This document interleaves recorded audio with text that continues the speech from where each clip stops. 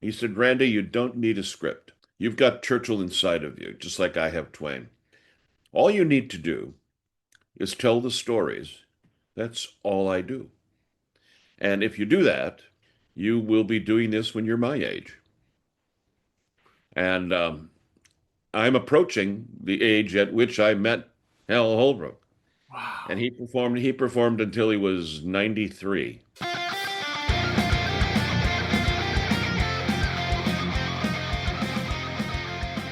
Welcome to Fry Your Chickens, the podcast about facing fears, negativities, and self doubts that can hold us back. Or as I like to call them, chickens. Get ready because it's time to tell those chickens that are holding you back to shut the cluck up. We will learn how real people did exactly that. I'm your host, Phil Barth. Let's get ready to fry.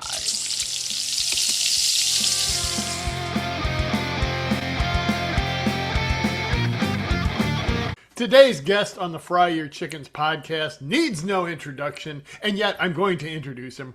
Randy Otto is Winston Churchill. And so today on the podcast, we have Winston Churchill. Please welcome the man, Winston Churchill.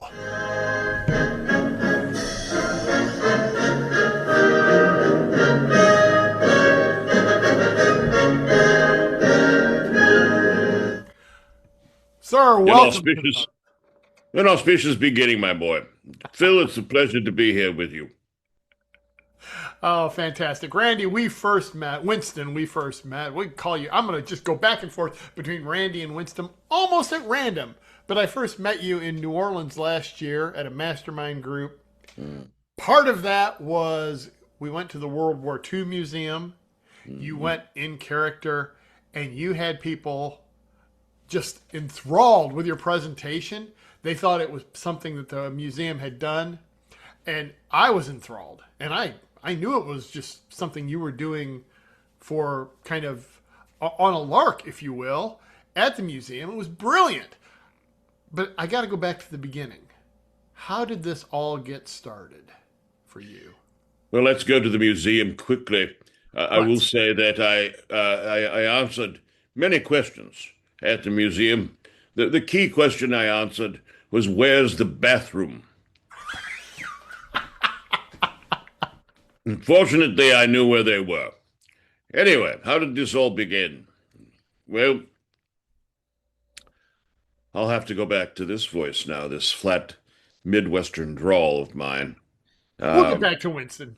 yeah, we'll go back to Winston when it becomes available. Yes. Anyway, uh, as a child, my father bought the Decca 33 and a third albums of Winston Churchill's speeches. My father loved language, loved poetry, and when Churchill spoke, he spoke in iambic pentameter. I have nothing to offer but blood, toil, tears, and sweat. You ask, what is our policy? I will say it is to wage war on the land, on the sea, and in the air with all our might, with all the strength that God can give us. You get the idea. Wow. Churchill was a master of the English language, and my father not only adored that part of him. Of course, he had fought in World War II alongside the British soldiers. And when Churchill died in 1965, I was 11. And it was a Saturday, January the 30th, 65. Father gathered all of us in the living room and we watched Winston's funeral, which was broadcast worldwide. And I saw my father cry for the first time in my life. He kept saying he was the greatest man who ever lived. Well, against that background, I began to study British history, and certainly as I got some Winston Churchill in my bones. And finally, when I got to college, had a British history professor by the name of Dr. Maxwell Schoenfeld, who was a Churchillian scholar. I took him just for that reason, and he was the greatest teacher you could ever find for Churchill because he did a spot on Winston Churchill impression in the classroom. And because I was familiar with his voice, I could do my British history professor, Dr. Schoenfeld's Winston Churchill standing on my head. So I was imitating him, imitating Winston Churchill in front of a group of students one day when he tapped me on the shoulder. He snuck up behind me and he said, "You know, Mr. Otto, you might have something there. Step into my office." And so began the fact that he poured Winston Churchill into me, saw something in me in it. Because, and Phil, in this life, it's not you who gets it done. You know that. It's the people around you. It's the people who believe in what you're doing and how you're doing it and why. And I've met so many different people along the way who have helped me. Hal Holbrook, the great Mark Twain, took me under his wing as an acting coach. The Churchill family, a number of different people have just noticed that I have a particular passion about this fellow. That was 54 years ago. So that's how it began, and that's how it continues to this day. Wow, I love the Hal Holbrook part there. I did not know you had met him. I knew you had met some of the Churchill family, but that's Well, impressive. the story behind that is Dr. Schoenfeld and I went to go see Hal do his beautiful Mark Twain. For those of you in the audience who don't know who Holbrook was, he was an Academy Award winning actor. Um, did Abraham Lincoln, Deep Throat in All the President's Men, among other many roles. And Hmm. but he had a particular passion for Mark Twain, and for 64 years he portrayed Twain on stage to vast audiences and enthralled them. And Dr. Schoenfeld and I went to my first performance, and I was gobsmacked. And Max turned to me and said, "You know, Randy, you're going to do that someday, and if you don't, people will forget about Winston Churchill." Armed with that, Dr. Schoenfeld unfortunately passed away, and my oldest son, Max, I named him after Dr. Schoenfeld, came up to me and said, "Dad, the kids at school want to know what your license plate means. You see it behind me. It says Winston, America's Dairyland." I'm from Wisconsin originally. And I said, "Well, what did you tell them, Max? He grew up with this." He said, "Dad, I hate to tell you, nobody knew who Winston Churchill was." Oh man. And after he picked me up off the floor, I saw red, and I immediately had to contact Hal Holbrook to get to the bottom of the matter. And I called and I got a hold of his internal. Her name is Joyce Cohen, still a friend, and she got me 4 tickets to the performance that Hal was doing approximately 9 hours away. I didn't care how far it was, I was going. So I loaded the family into the minivan, kids and wife, and off we went. And after the show, uh, I went to the green room to meet Hal. I had gotten a permission to do that from Joyce. And my family, of course, went to the minivan and ate Domino's pizza. Poor people. I felt sorry for them. Anyway, I'm standing in line. Picture this. I'm standing in line, and Holbrook came out, of course, in his beautiful white suit, hair, all the rest of it, greeting people one at a time. You'd walk across, 15, 20 feet, and you'd shake his hand. Well, I lost track of time. I'm wondering, now that I'm here, what am I going to say to him, right? Hmm. And from across the room, I hear, "You must be Mr. Churchill," and in his Mark Twain voice. Yeah. I was not dressed like this. Of course, I've grown into the role as time has gone on. I faintly resemble Churchill. And of course, I did. I said the first thing that came to mind. "Well, do you recall the night that we met, Mr. Twain? I believe it was December the 9th, 1900, Waldorf Astoria Hotel. Remember that night?" And I walked toward him. The glimmer in his eye, the light that shone from his eyes was palpable. And we did a half an hour of No. the one and only time the two men met. We both had read their diaries. And it was magic, Phil. It really was. Oh, wow. And when we finished, of course, took a bow. He asked me to go sit down. He said, "I'll talk to you afterwards." And I'm sitting on a couch. The room is cleared. It's just Hal and I. And he walked up and said, "Well, we both know we can act."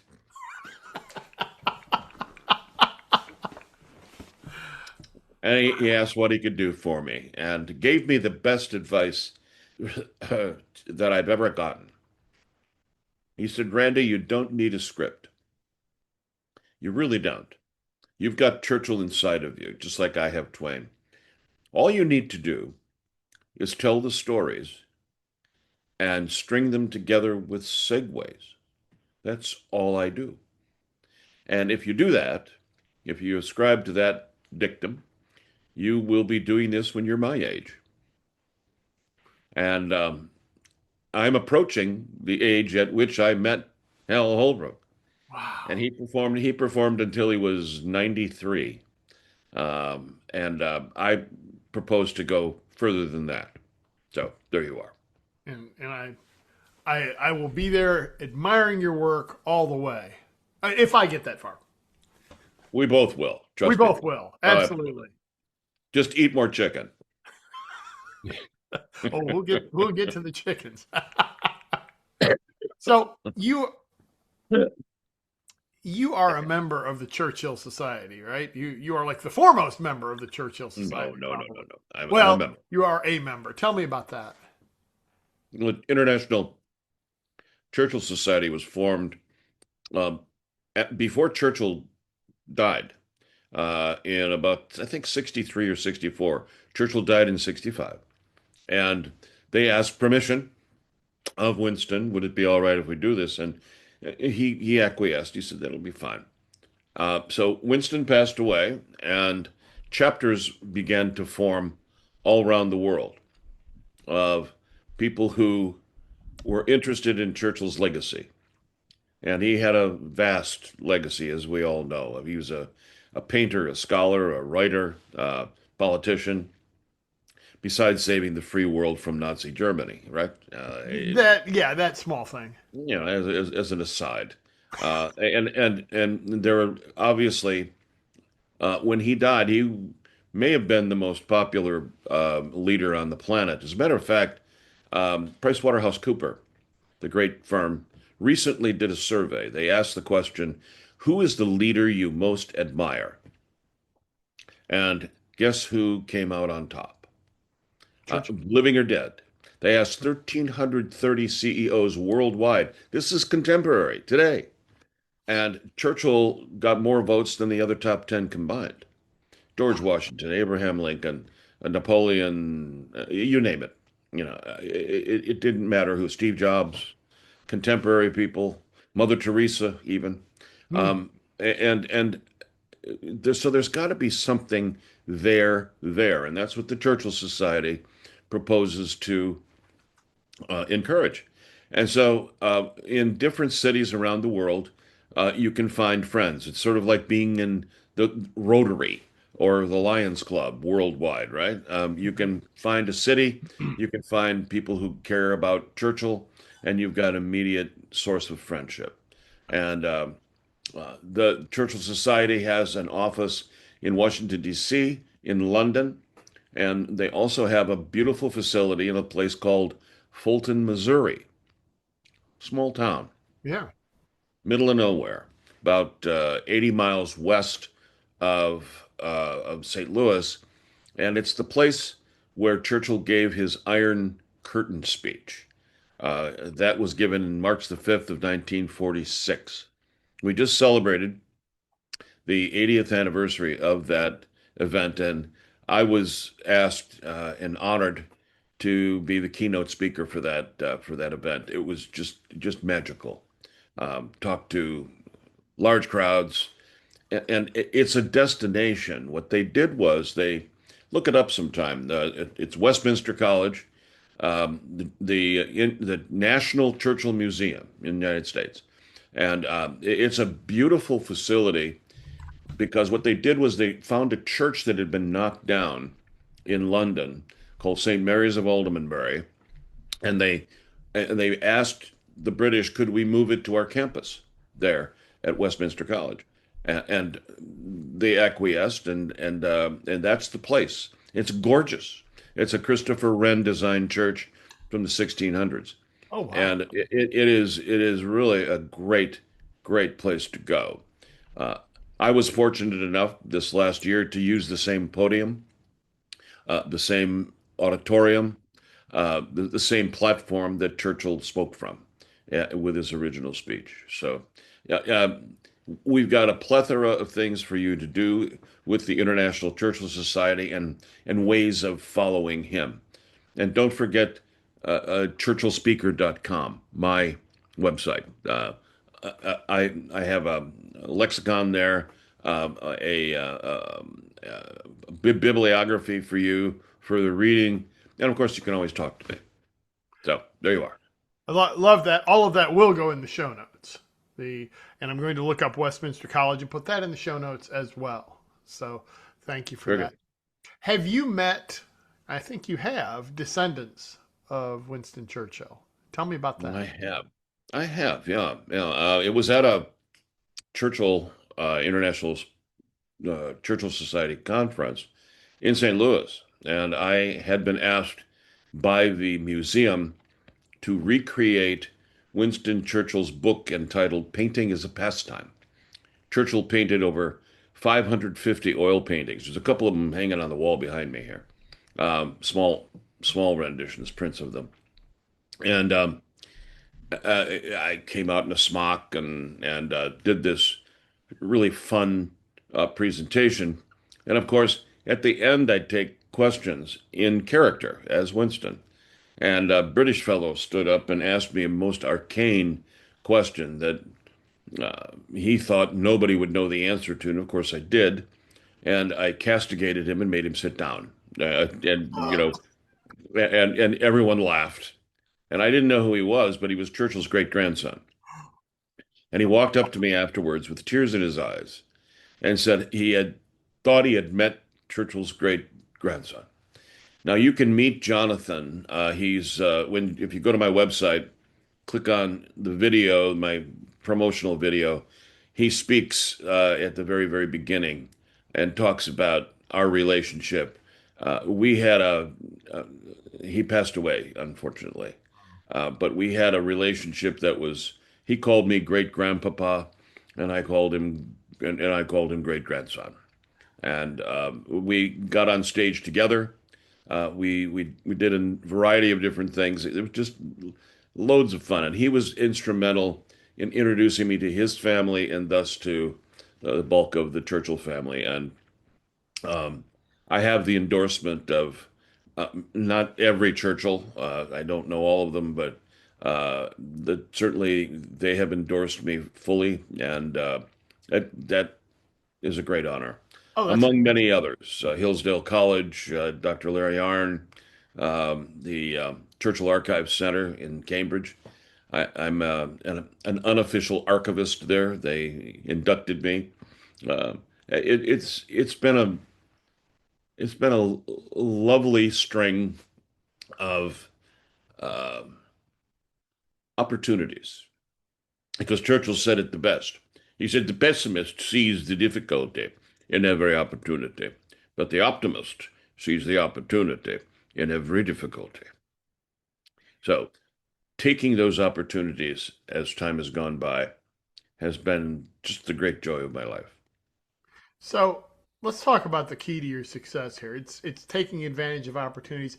It also occurs to me. I don't want to put words in your mouth, but you have also found a passion that you love to do, something you really love to do. You're very passionate about it. When I saw you in New Orleans, I could tell this was a very passionate man doing this Churchill imitation. What other keys are those the keys? What other keys do you have to the success and why this has gone so well? Well, it's not unlike your passion with chickens. I mean, it really isn't. I mean, what you've built, the around a simple bird, is an analogy for life. I mean, it's a look into the psyche of human beings. Mhm. This was a very complicated man.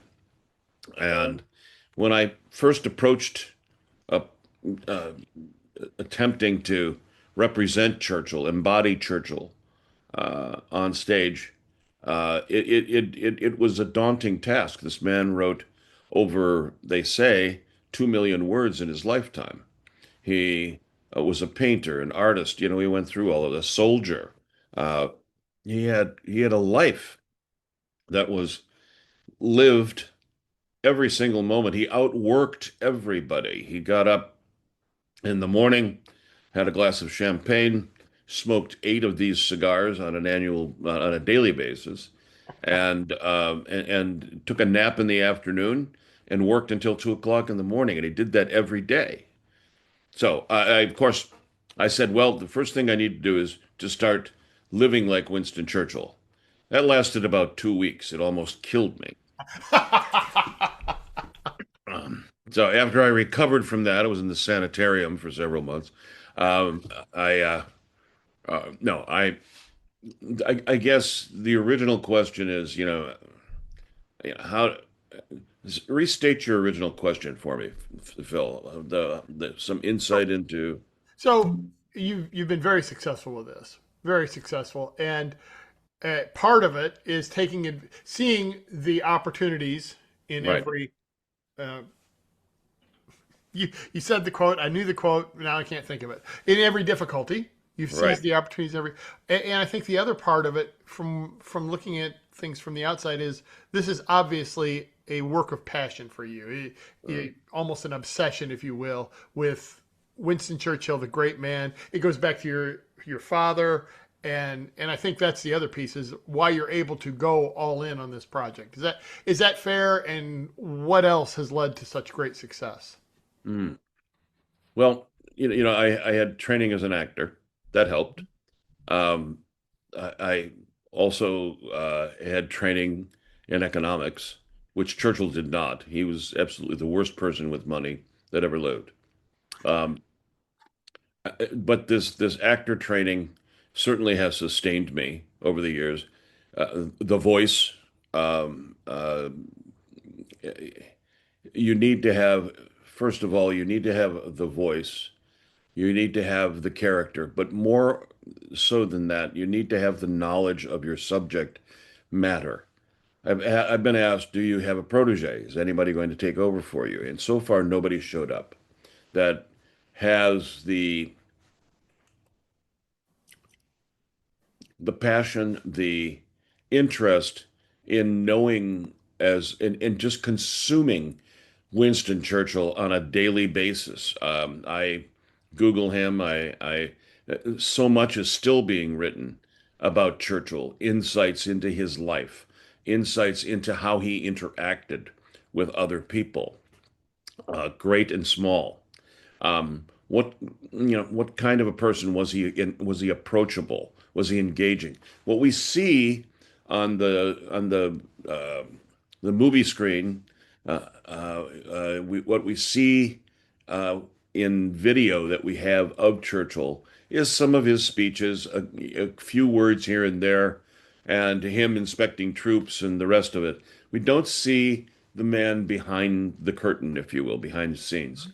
And so, what I really try to do is go that deep and find the man in his underwear, if you will. Find him in the bathtub because he gave speeches from his bathtub to his secretary. And he would splash around and she'd be just outside the door and have to take every single word he said down. That's how he wrote. He had a secretary. When he woke up in the morning, she began taking down every word he said, and by the time he went to bed, his entire day had been transcribed. And then he would edit that. That's how he worked. And how do you replicate that? That that guy um, had just simply outworked every human being that ever lived. That's how he became as successful as he was. Did he make mistakes? He made a bunch of them. And those are the difficulties that we just talked about. But over, and if there's anything that people may admire about Churchill that I hear over and over again. It's how he dealt with the difficulties in his life, and also the difficulties of the world, um, dealing with other people. And he did it with great aplomb. He did it with humor. He did it with um, intelligence, curiosity. He had all of the tools at his disposal. Plus, he had a marvelous wife. Her name was Clementine, and she kept him grounded. And I have a marvelous wife named Katie, who does the same thing for me. God bless her that she's put up with this all of these years. We've been married now, how many is it? 46. And she's been with me every step of the way. Hasn't been at every performance, but most of the time she's there. And I give thanks for that. So if you're going to do something like this, yeah, you've got to have a team behind you. And Kate's my coach. I love it. Love it. Yeah. Katie puts up with Winston Churchill. My wife, Beth, puts up with. So, and Oh, you're you right. mean, wait a minute. You mean this? Yes. Yes. Yes. I have my Churchill duck. You have your rubber chicken. We're all set. We are. But to your point, yeah, we've been married 35 years now, Uh, and it just you need that support. You need that person. oh, for the down times, right, Phil? Oh, I oh, mean, right. for the times that we're not on, right? Exactly.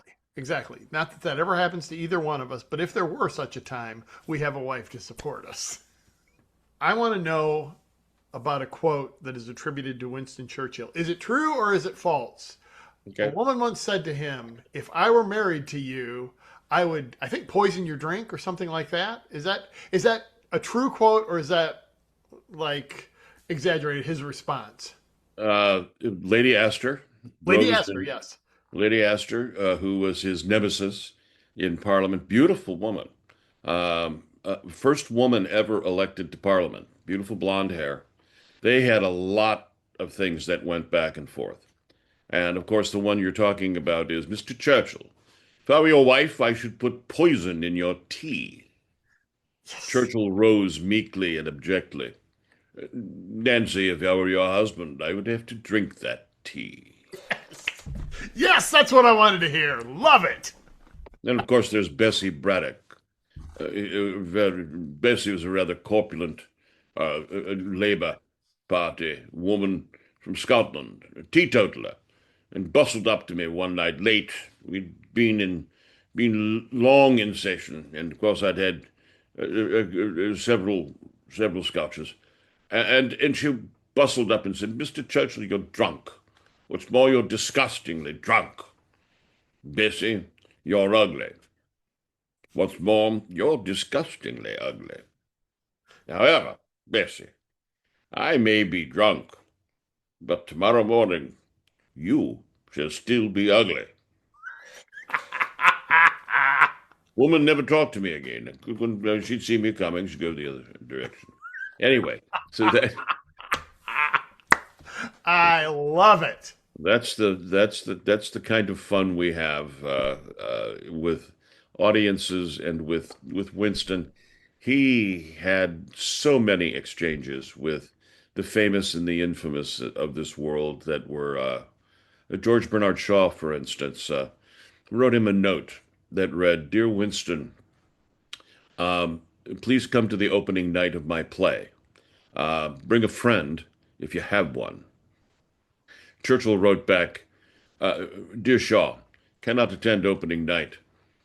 Please send 2 tickets to the second night, if there is one." Ah, nice. So he and Roosevelt had a marvelous correspondence, and we have these in writing now. I mean, we can, if you do the research, you can find these marvelous gems, and I I throw those in there as Holbrook said, just tell the stories and then string them together with segues. The segues are the bridges, as you know, As a professional speaker, we have to get people from one thought to the other, one emotion to the next, and we do that with what we call a segue. It's a bridge, if you will. And Holbrook was the master of that, and really taught me to look for those kinds of opportunities. So, if there's any kind of a key to all of this, that's it. Love it. All right. We've I want to know about you. I want to know about you. I want to know about your fascination with history. What is there a particular period of history that you're interested in, Phil? been interested in World War II. I have not yet Mm, started to watch it, but Tom Hanks is now doing a series on the History Channel. My yes. wife and I, and a lot of the interest comes from my son, who is also very interested in World War II, Mm, and from my father, who was he was actually my dad was actually in the Navy during Korea, but yeah. he was also very interested in the history of World War II. So just that whole thing, and so this is why I'm fascinated and wanted Churchill on the program Mm, because, as you mentioned, we'd all be speaking German were it not for him. So, and I don't think that's much of an exaggeration, honestly. But yeah, what I have no doubt about is that he saved England during World War II, in my humble opinion. So that would be the part of history I've really been into. We travel to the South once a year, and so you learn uh, not so much about the Civil War when we're down there, but mm, Revolutionary mhm. War. Charleston was a very critical spot in keeping the British Navy out of coming up that Indeed, indeed. Yep, yep. And of course, you've got Beaufort, where I live. I don't know if you know the history of that at all, but that's fine. um, right after right after the bombardment of Fort Sumter, the United States went around Charleston to the south, about an hour and a half by car, full day in those days by horse and buggy, but a couple days actually. And they captured the port of Port Royal Beaufort area where I live. And they held that throughout the entire Civil War. Wow. And they turned it into barracks and hospitals and things like that. And so basically behind enemy lines, they held Beaufort. And of course, when they invaded Beaufort, all of the people who owned the plantations left. They called it the Great Skedaddle. When when the Union showed up, and the Union was faced with thousands, tens of thousands of slaves, and what to do with them. And it became sort of a melting pot, a tea kettle into which you had experimentation with education, with how do we incorporate people. They gave people little properties to live in town amongst the whites. It was really an interesting experiment. And when you're down here, Revolutionary War wise, there were quite a few battles that were fought right here in our county. And we're celebrating, for those of you who are looking for a vacation, 250th this year. Many of the major battles, of course, were fought here in South Carolina. If you've seen the movie The Patriot with Yeah, uh, yeah, yeah, and Mel and and Gibson. yeah, yeah, Mel Gibson. Those two battles at the end were fought in South Carolina, and the final one, of course, kicking Cornwallis out and back to Virginia, where they turned the tide. They Cornwallis thinks he's got them on the run, and they actually have reinforcements, and it's brilliant. Francis Marion lived right in our area here, so tons of history. That's why we live here. That's cool. And of course, Churchill is half American. Maybe you didn't know that. His mother was American, his father was British, and I say in all of my presentations that so as a result, I had relatives that fought on both sides of the Revolutionary War. Might say that I am an English-speaking Union. Hmm? Love it. Yeah, they shot some of the movie. The Patriot was shot in Cypress Gardens. In Oh, I didn't know that. yeah, they tell you we go to Cypress Gardens every year up in it's just north of Charleston, and you can take a swamp tour and so on. And I remember them telling us that they had shot part of the Patriot in Cypress Gardens. Mm, And the other thing, I forgot this when we were first talking, that I like down there sure. is they have Fort Fort Moultrie, which was the Right. fort across from Sumter, and we tour that. And you go down this area where it's a bunker that they had, and it's just as it was during World War II. So it's got you're looking in the offices, and just so much history to absorb there. And then we also about every other year go to Patriots Point Mm, because they've right. got the World War II aircraft carrier. And Right. to me, it makes a difference when you can just go back and you're kind of reliving the history as you're kind of absorbing it. Yeah, we like Norfolk. The USS Wisconsin, of course, is there, and a lot of Navy history. So much up and down. I'm going to be uh, believe it or not, in New Hampshire, Wolfboro, New Hampshire, in about a month at another World War II museum. They have quite an expansive museum there and asked me to spend 2, 3 days with them and taking my wife and our friends along with us. That's the beautiful part of what we do, isn't it? Is We it get not? a Yeah, chance to sometimes have family accompany us to some great places. absolutely. So much, right? I spoke in Orlando last month, and my son went down with me, and we went a little early and did Disney Springs and Disney theme parks. Beautiful. Just love it. Yeah, that's All great. right. Now, as you probably know, I have a talking dog, Uh-oh. and Darcy has requested to ask you a question, as she always does. So But I love dogs. you're going to answer the question before she Very asks good, it. Dorothy. Where are you? There's Darcy. There she is, There kind you of are. Hello, giggles. Yes. Dorothy. All right, here she comes. Hi, Winston. I have an important question for you. Did you have any dogs? What kinds? What were their names? Yes, Darcy. I had several dogs, but my favorite was Rufus. And Rufus was a little poodle. He accompanied me everywhere, on my lap, in my car, in my office. He was my constant companion. And of course, Rufus and I had a speaking relationship together. We had many, many conversations, as I'm sure you have with your master. So I would suggest that you ask your master to feed you an extra helping of whatever food that he is giving you today. I recommend chicken.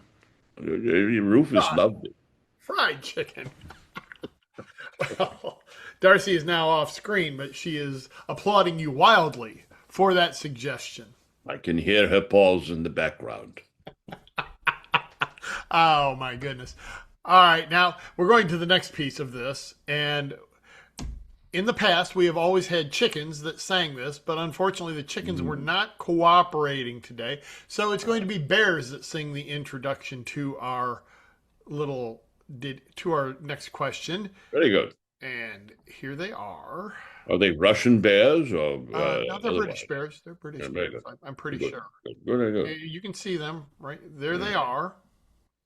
All right, so there they Ah, are. The Music Hall Bruins, a royal performance, and they are going to sing the introduction to the most important question. We were doing heavy metal chickens, but I decided to up the game recently, and so this time it's bears. carry on, boys. It's time for the big question because everybody cares. Fight one bear-sized chicken or 100 chicken-sized bears. Very good, very good. All right, so the question is, which Mm, would you rather fight, Winston? mm. One bear-sized chicken or 100 chicken-sized bears, and why? Yeah, I believe it would be the first one.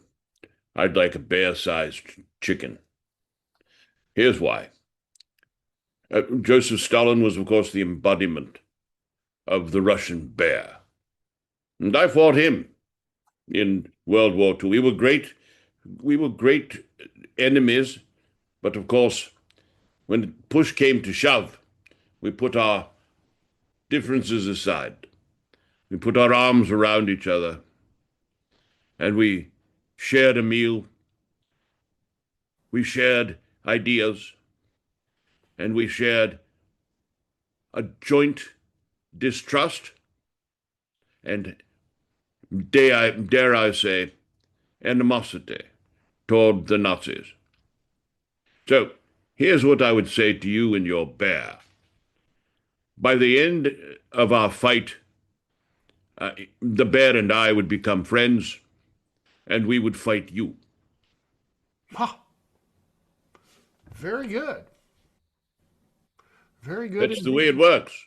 You see, whenever anyone would write something untoward or unkind about me in the newspaper, I believe you call it that fake news today in your parlance.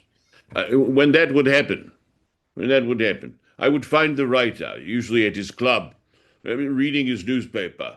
And I'd sit down in front of him and he'd lower his newspaper and realize I was there. Winston, what are you doing here?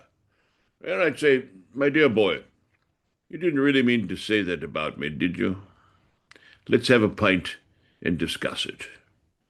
And here's the point of it all, my friend. What we need more of in this world today is magnanimity. It's a very simple word, but simply put, as a translation, means not holding a grudge. If it takes too much energy to hold a grudge against any one person, any one country, any one ideology, we must put our arms around each other and say, we wish to be friends. We need to, as I believe it was your President Reagan who said, you have to verify it, of course. However, we must reach out to each other. And if we are wronged, we must learn to forgive, but not forget, and find common ground. Don't get wallowed in recriminations. Simply be magnanimous, especially when you're dealing with a bear-sized chicken or a chicken-sized bear. There you are. Wonderful. Wonderful. And you answered the question I had not yet asked. What would Winston advise today? So it's like you read my mind. I'm good at that. Yes.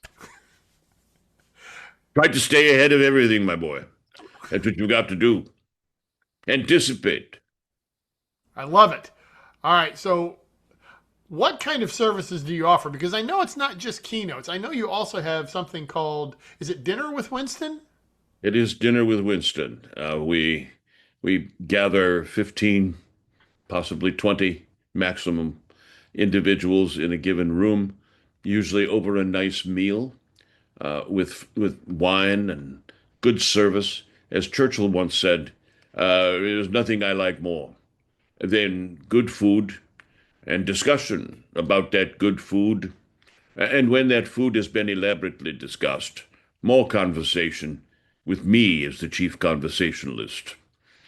And so what happens throughout this dinner is that I provide a few vignettes as the courses arrive, and then people are allowed to question me in character on an intimate level. And we talk about a variety of different subjects. If they want to talk business, if they want to turn it into a business meeting, we can discuss, various aspects of their business, interpersonal communications. How do you deal with a difficult employee? Whatever they want. And Churchill has an answer for it.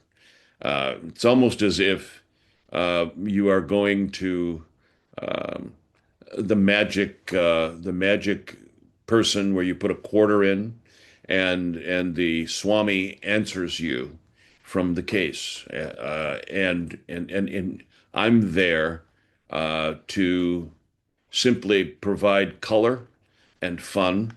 And it's become a great thing to do prior to a corporate gathering, whether it be a keynote or a workshop for staff, which is what I also offer as well. So those are those. I've done a wide variety of different things. People, believe it or not, I had a gathering of top insurance professionals in the United States, all the CEOs, and we had a dinner together. And it was just a magical moment, which morphed into, of course, having a cocktail and a couple of cigars afterwards, and great friendships ensued.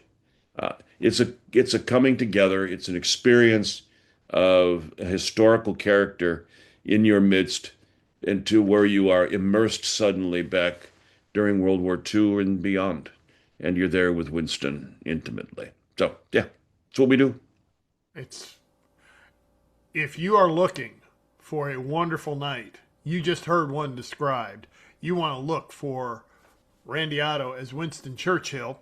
Now, normally I would say some fancy words to close it out, but since I've got Winston Churchill here, I am going to let you close it out, sir, for the Fry Your Chickens podcast. Never in the field of human conflict have so many owed so much to Phil Barth. That is wonderful.